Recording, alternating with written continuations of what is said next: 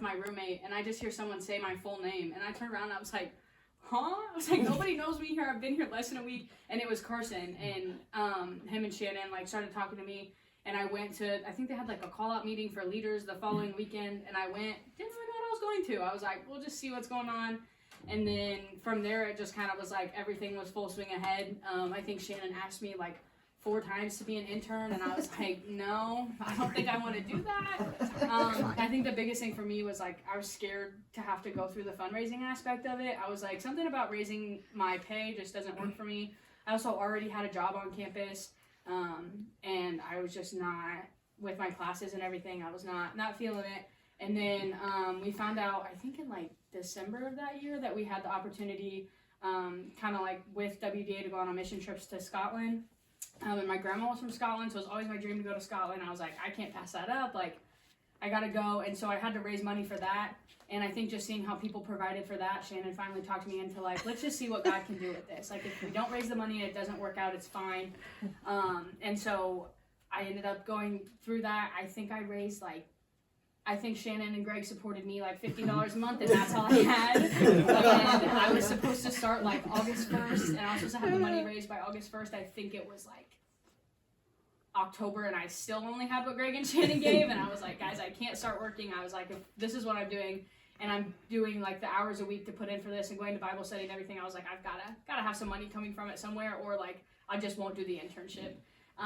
And so I like prayed a lot about it, and I was like, God, I just really don't think this is something that you're calling me to right now, but I don't really know.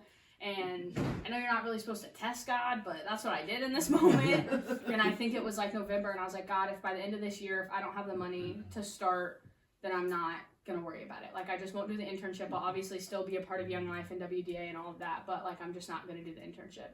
And then I think I talked to my pastor at my like home church. We changed churches my freshman year of college, and so I wasn't like super familiar with this church. I was like, I'm not gonna talk to them. Like, I don't want to worry about trying to raise support from them. It's like a small church of maybe 12 on a good Sunday, and so I was like, we'll see what happens. And the pastor was like, why don't you go ahead and talk? And I was like, okay, we'll see. So I spoke on December 31st. And I got up, and everyone was just kind of like looking at me, and no one said anything after church. I didn't hear anything, so I was like, okay, so that's going nowhere. I think I have my answer. So then I was driving actually up to Purdue to hang out with a friend that night, and I was on my way, and the pastor calls, and he's like, I have good and bad news. And I was like, okay. He's like, good news is we're going to support the rest of your fundraising for the next 2 years. And I was like, okay, God, I see you here. I was like, all right. So that was just a big moment for me. I was like, okay, this is definitely something God's calling me into. And so then I obviously did the internship, and I had been doing it during that time. I think the entirety of my sophomore year until maybe January or February, and all of my freshman year, there were no girls that were coming to our Bible studies. I was a part of like the college side of things, but I was just like a leader there, and I didn't really do a lot.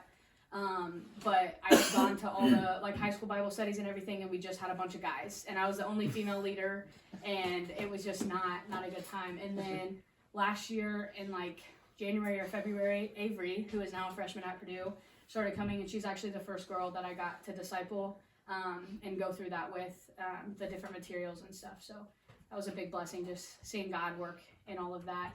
And now on the college side of things, I'm the president of the Young Life College, and so just kind of leading that. That's where a lot of my time goes, but I also still go to the high school Bible study, and then obviously meet with Shannon once or twice a week, and then I've been discipling a couple of the other college leaders. So